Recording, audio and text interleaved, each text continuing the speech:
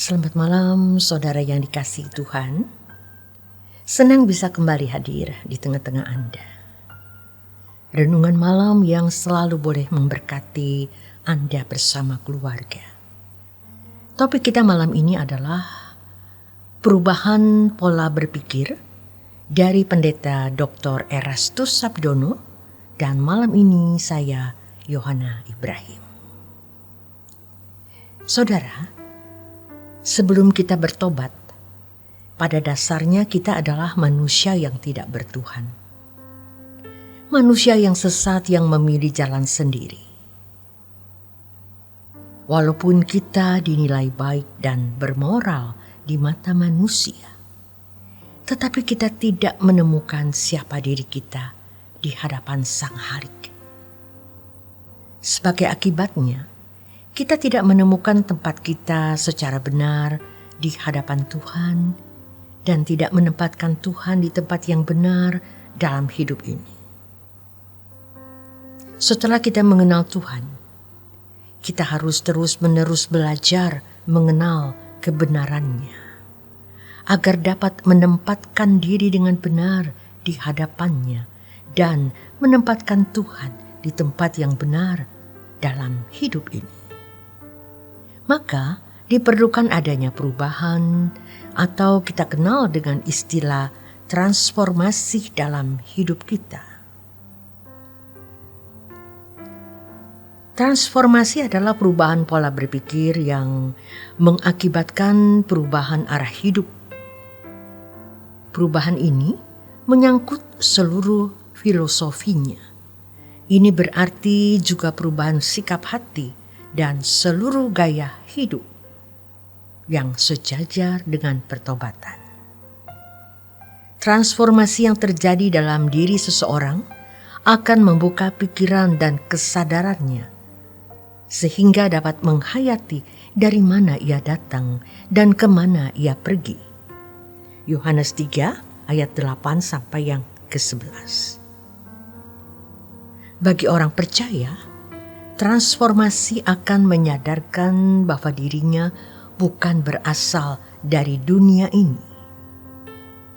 Transformasi akan berlangsung secara terus-menerus atau berkesinambungan, bukan sebuah momentum atau peristiwa yang terjadi dalam sekejap. Hal ini terjadi karena hasil kerja keras orang percaya dalam memberitakan Injil dengan mengajarkan kebenaran murni seperti yang diajarkan oleh Tuhan Yesus.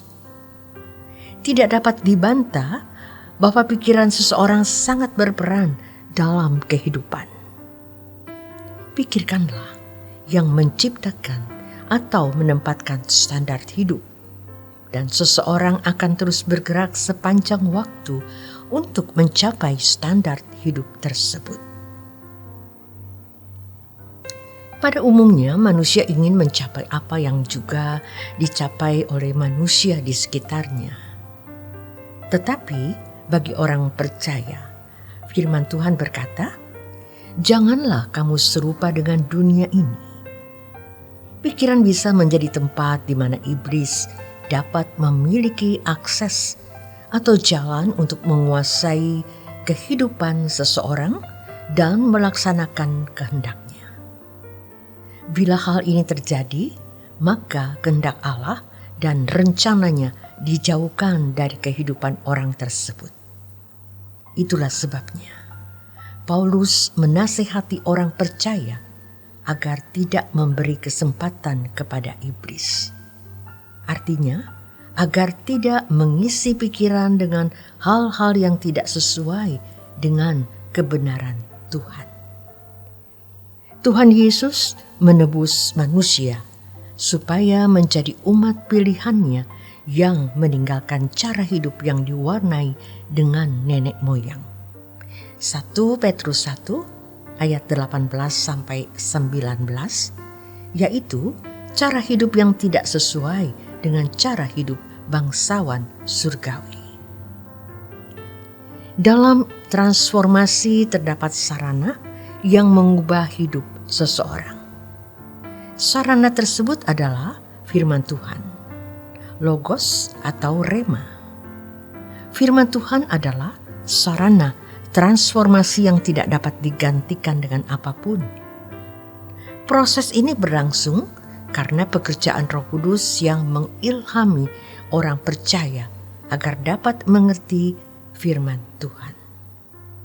Untuk itu, orang percaya harus juga berusaha menggali dan menemukan firman Tuhan yang benar dengan hati yang haus dan lapar. Dalam tulisannya, Petrus menegaskan agar orang percaya menyiapkan akal budi. 1 Petrus 1 ayat yang ke-13. Menyiapkan berasal dari kata gird up. Artinya bersiap-siap untuk bertindak atau menggunakan akal budi dengan seksama. Tentu ada relasi antara menyiapkan akal budi dalam 1 Petrus 1 ayat yang ke-13 dengan cara hidup nenek moyang yang harus ditinggalkan di ayat yang ke-18. Dan hal ini dapatlah diperoleh kesimpulan bahwa langkah meninggalkan cara hidup yang diwarisi dari nenek moyang adalah menggunakan pikiran untuk mengenali kebenaran. Saudara, dengan mengenali kebenaran inilah seseorang dapat meninggalkan cara hidup orang yang tidak mengenal Tuhan. Dalam dialog di antara Tuhan Yesus dengan orang-orang Yahudi, ia berkata, "Jikalau kamu tetap dalam firman-Ku, kamu benar-benar adalah murid-Ku, dan kamu akan mengetahui kebenaran, dan kebenaran itu akan memerdekakan kamu." Yohanes 8 ayat 31-32. Jalan memperoleh kemerdekaan adalah tetap dalam firman, sehingga benar-benar menjadi murid Tuhan, mengerti kebenaran, dan kebenaran itulah yang memerdekakan. Kemerdekaan di sini maksudnya adalah terlepas dari cara hidup yang tidak sesuai dengan kehendak Tuhan yang diwarisi dari nenek moyang. Ada beberapa pokok pikiran yang harus diperhatikan. Pertama, kuasa ilahi menganugerahkan kuasa untuk hidup saleh. Hendaknya kuasa Tuhan bukan hanya dikaitkan dengan mukjizat dalam pelayanan. Dalam ayat ini, maksud kuasa ilahi yang Tuhan berikan adalah untuk hidup yang saleh, yaitu mengambil bagian dalam kodrat ilahi. Kedua, kuasa ilahi tersebut tersalur melalui pengenalan akan Tuhan. Perhatikan kalimat untuk pengenalan kita akan Dia. Pengenalan akan Tuhan adalah terletak dalam pikiran yang telah diperbaharui atau ditransformasi. Dengan demikian jelaslah bahwa pengenalan akan Tuhan yaitu pikiran yang dipenuhi dengan kebenaran akan menentukan kualitas hidup manusia.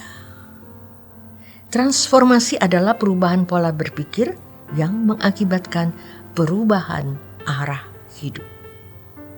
Demikian renungan malam. Terima kasih untuk kebersamaan Anda. Selamat beristirahat. Tuhan Yesus memberkati.